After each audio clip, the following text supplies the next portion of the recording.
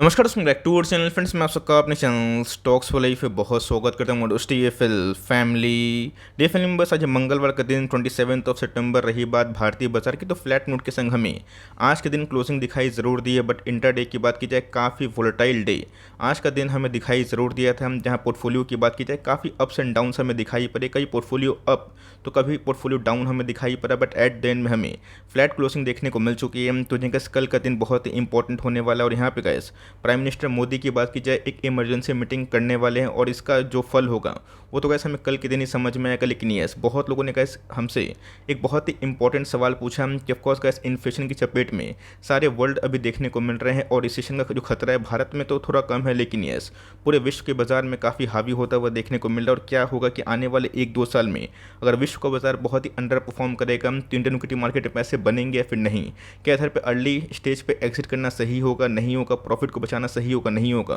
तो of course gas इसके ऊपर मैं अनबायस्ड कमेंट्री सोच ही रहा था दूंगा, बिकॉज बहुत लोग अभी के टाइम में इन्फ्लेशन को लेके रिसेशन को लेके काफ़ी फियर वाला माहौल क्रिएट कर रहे हैं। तो ऑफकोर्स मैं अपनी अनबायस्ड कमेंट्री जो मैं मार्केट को लेकर समझता हूँ ज़रूर देने की कोशिश करूँगा। चैनल फर्स्ट टाइम होंगे सब्सक्राइब कर सकते हैं इस तरह क्वालिटी कंटेंट को सबसे पहले एक्सेस करने के लिए। Now without dealing any for time let's begin.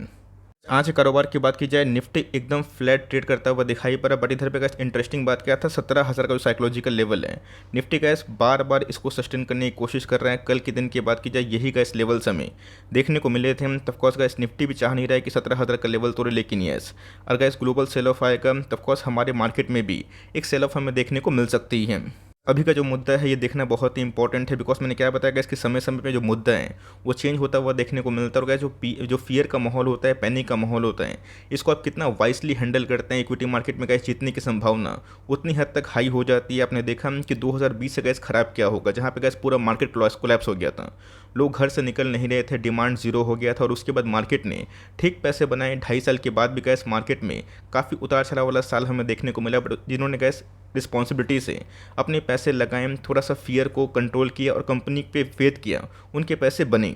Time पे गैस इन्फ्लेशन आएगा, टाइम पे वेरियस न्यूज़ हमें देखने को मिलेगी, बट अभी के टाइम जो हॉट मुद्दा है वो ये है कि गैस जो यूके के फॉरेक्स रिजर्व्स है बहुत ही हद तक डाउन होते हुए देखने को मिल रहे हैं। और उसके कंपैरिजन में अगर आप इंडिया को देखें तो हमारे पास गैस ऑफकोर्स जो विदेशी मुद्रा का भंडार है कम तो हुआ है, लेकिन हमारे पास इतना सफिशिएंट क्वांटिटीज़ है कि आने वाले कुछ महीनों तक हम आराम से गैस अपना बिल्स को अफोर्ड कर सकते हैं। तो रही बात, उसको पता है कि जो ग्लोबली पाउंड क्रैश हो चुका है, जिसकी वजह से गैस जो करेंसीज़ हैं उसमें काफ़ी उलटफेर दिखाई दे रहे हैं। गैस बहुत लोग बोलेंगे कि सर करेंसी की बात की जाए, $1 की बात की जाए 82-81 रुपये हो चुका है, तो क्या सही में इकोनॉमी डेवलपमेंट है?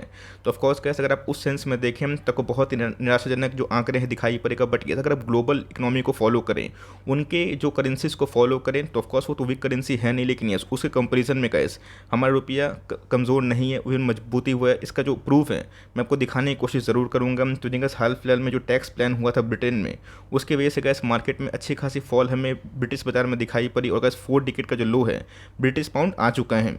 गैस इतना बुरा हो चुका है कि एक समय मुझे याद है गैस ये जो ब्रिटिश पाउंड है 97 रुपये के आसपास जा चुका था। लेकिन अभी के टाइम अगर आप देखें तब कोर्स गैस हमारा जो इंडियन रुपया है ब्रिटिश के सेंस में काफ़ी अच्छा परफॉर्म करता हुआ दिखाई ज़रूर दिए है। तो कोर्स गैस करेंसी का जो डिवैल्यूएशन होता है, जो बड़ी बड़ी इकोनॉमी होती है, ऑफकोर्स उसकी वजह से गैस पूरे जो सेंट्रल बैंक्स की बात की जाए उनकी फोकस होती है ग्लोबली। गैस हर एक इकोनॉमी एक दूसरे से काफ़ी कनेक्टेड है।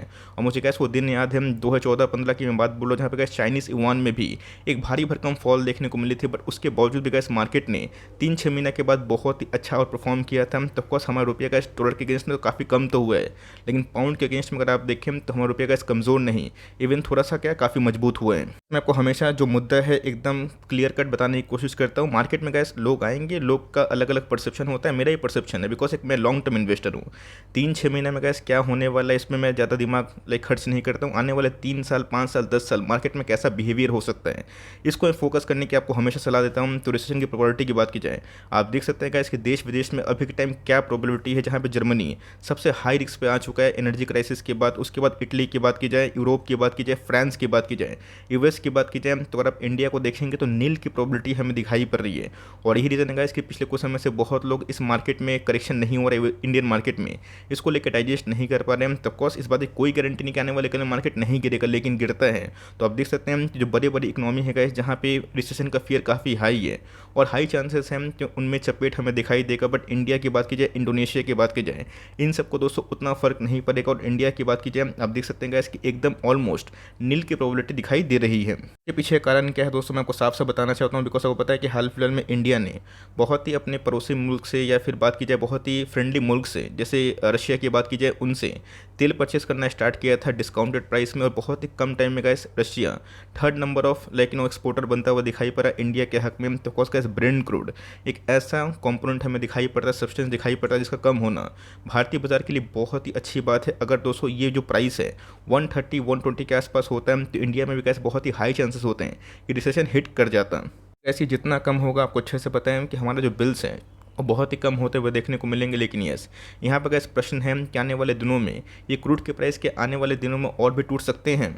तो अलग अलग लोग का अलग अलग परसेप्शन हमें दिखाई पड़ता है। बहुत ही ग्लोबल जो इकोनॉमिस्ट की बात की जाए, उनको ऐसा लगता है कि जो बियर ग्रिप में अभी के टाइम में यूएस क्रूड आ चुका है, शायद से आने वाले कल में ये $70 के आसपास भी गिर के आ सकता है। तो कॉस इस बात की बहुत ही कम प्रोबेबिलिटी है कि 3-6 महीना में क्रूड 60-65 के आसपास दिखाई पड़ेगा। बट येस, अगर दोस्तों क्रूड 75 के नीचे भी आता है और 70 गुड चांस में गिर जाता है, तो मार्केट में गैस खासकर भारतीय बाजार में इसका बहुत ही पॉजिटिव इंपैक्ट दिखाई दे सकता है। दोस्तों स्टॉक मार्केट में हमेशा रिस्क होता है। मैं आपको हमेशा बताता हूँ कि मार्केट में अगर आप निवेश किए तो रिस्क लेके ही चलिए।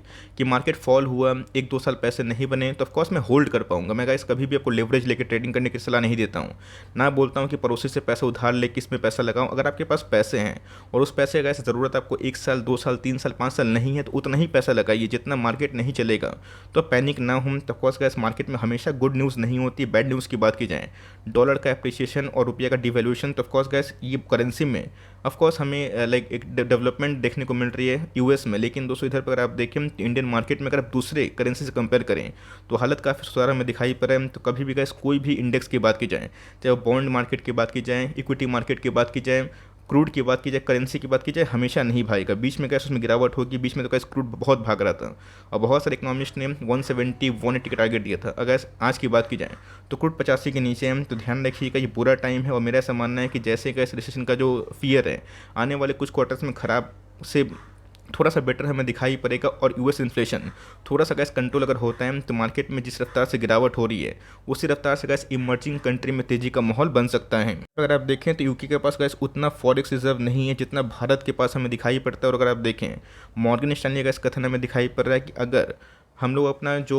यूएस रिजर्व से फॉरेक्स रिजर्व खर्च करना स्टार्ट करें, तो 8.4 मंथ्स अगर आप देखें तो ये इंपोर्ट्स को ये कवर कर सकते हैं। तब कोर्स कैसे यहाँ पे पूछूंगा मैं प्रश्न कि इंडिया के पास कितना फॉरेक्स रिजर्व है, कमेंट बॉक्स में ज़रूर बताइएगा। यस, थोड़ा डिक्लाइन तो ज़रूर हुआ है, बट आरबीआई एमपी से मीट में बैठक करके क्या आउटकम ला रही है इस वीक में, और साथ ही साथ कैसे फॉरेक्स को बचाने का उनके पास क्या हटकंडे हैं, इस पर मेरी फोकस रहेगी। बट यस, हमारे पास कैसे इतना फॉरेक्स रिजर्व है जो आने वाले कल में अगर रिसेशन आता भी है तो हम लोग उसको ईजिली हैंडल कर सकते हैं।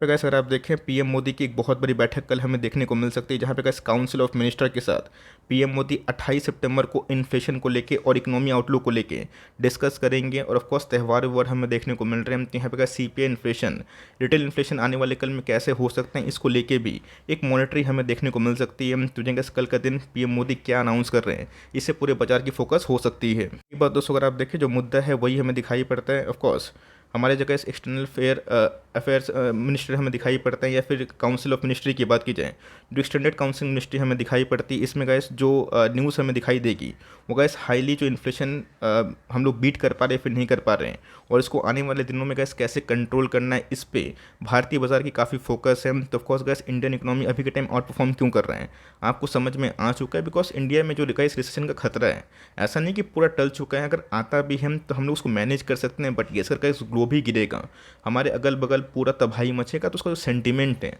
वो काफ़ी नेगेटिव हमारे बाजार में भी दिखाई दे सकता है। मुद्दा वही है, मार्केट में वोलेटिलिटी अगर रहेगी, पूरा वर्ल्ड मार्केट अगर डोमिनेट होगा, गिरेगा और परफॉर्म नहीं कर पाएगा, हमारे भारतीय बाजार में गिरावट होगी, कोई बड़ी बात नहीं। गाइस आज निफ्टी 17,000 के आसपास है, क्या बड़ी बात है कि निफ्टी फिर से गिर के 16 के पास चला जाए, 15 के पास चला जाए। लेकिन यस, आपको गाइस ध्यान रखना है कि जिस कंपनी पे अगर आपको आने वाले 5 ईयर्स तक भरोसा नहीं है, जिनके प्रोमोटर्स पे आपको भरोसा नहीं है कि बिजनेस को चला पाएंगे नहीं चला पाएंगे, तो फियर का माहौल उसी में हमें दिखाई पड़ता है। बहुत लोग ने गाइस एनी पेनी स्टॉक में पूरा निवेश कर दिए है और ये सोच रहे हैं कि बहुत जल्दी करोड़पति बन जाएंगे। हो सकता है कि उनका दाव सही हो जाए, बट अगर आपके पास पैसे ही नहीं बचेंगे, आपके पास कन्विक्शन नहीं रहेगा, तो मार्केट की गाइस जो फॉल से आपकी जो रातों की नींद है वो एकदम गायब हो सकती है। मुद्दा साफ है गैस, मार्केट में अभी के टाइम जो अफरा तफरी का माहौल है, इसमें एक ही चीज़ करिए, पैसा है तो धीरे धीरे गैस पैसा डालिए उस कंपनी पे जिस कंपनी को आने वाले दशक में आप होल्ड करने का कैपेसिटी रखते हैं। मार्केट में गैस अगर पूरा ग्लोब गिरेगा तो हमारा मार्केट भी गिरेगा। क्या 2020 में फॉल नहीं आया था और मार्केट ने गैस ऑल टाइम हाई लगाया था? इसके पहले भी बड़ी बड़ी फॉल हमें विटनेस होते हुए देखने को मिल रही है। तो बहुत सारे इकोनॉमिस्ट 2008 की मंदी को इंडिकेट कर रहे हैं। तो कोर्स आने वाले कल में गैस इक्विटी मार्केट है, किसी को पता नहीं कि टर्न कहाँ पे हो जाए, लेकिन दोस्तों अगर मौका निकल गया तो आप क्या करिएगा? गैस बेस्ट उपाय यही है कि अपनी जो एक्सिस्टिंग होल्डिंग है उसको होल्ड करें।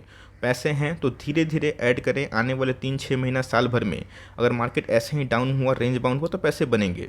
और कब बनेंगे? जब मार्केट में फिर से तेज़ी का माहौल है। आपको लगता है कि इंडिया आने वाले दशक में क्या जीडीपी को राइज नहीं कर सकता? ऑफकोर्स गैस पूरा वर्ल्ड जहाँ पे नेगेटिव या फिर 1%, 2%, 3% जीडीपी को फोरकास्ट कर रहा है, इंडिया की बात की जाए 7% के आसपास है। तो ऑफकोर्स कैसे देखना बहुत इंटरेस्टिंग होगा कि जितना लंबा क्रूड ऑयल का जो प्राइस है नीचे गिरेगा और जितना लंबा अगर ये खींचा नहीं जाएगा डॉलर का price, of course gas Indian equity market में उतनी तेज रिकवरी हमें देखने को मिलेगी। तो पूरे गैस फोकस में अभी के टाइम यूएस का बाजार है, यूके का बाजार है और यूरोपियन का बाजार है। उन सब में गैस तेज़ी कब आएगी तो वक्त बताएगा, बिकॉज इन्फ्लेशन का आंकड़ा गैस जब तक कंट्रोल नहीं होगा तब तक गैस हम लोग फेड से डोविस कमेंट्री का लेकिन उम्मीद नहीं कर सकते। बट यस, इस पूरे वीक में गैस जो एमपीसी मीटिंग होने वाली है और फॉरेक्स रिजर्व को लेकर इस कमेंट्री क्या आने वाली है बाई ओवर governor mister RBI Satyakant Das का, ये देखना क्वाइट इंटरेस्टिंग हो जाता है। न्यूज़ अच्छी है, इन सबको फोकस करें। मार्केट में गिरावट होगी तो गैस वो फॉल के बाद फिर से 3 महीने के बाद 6 महीने के बाद तेज़ी होगी। तो शॉर्ट टर्म में गैस अपने प्रॉफिट को आप जैसे बुक करते हैं कर सकते हैं, बट लॉन्ग टर्म में गैस अपनी रणनीति को बनाए रखें।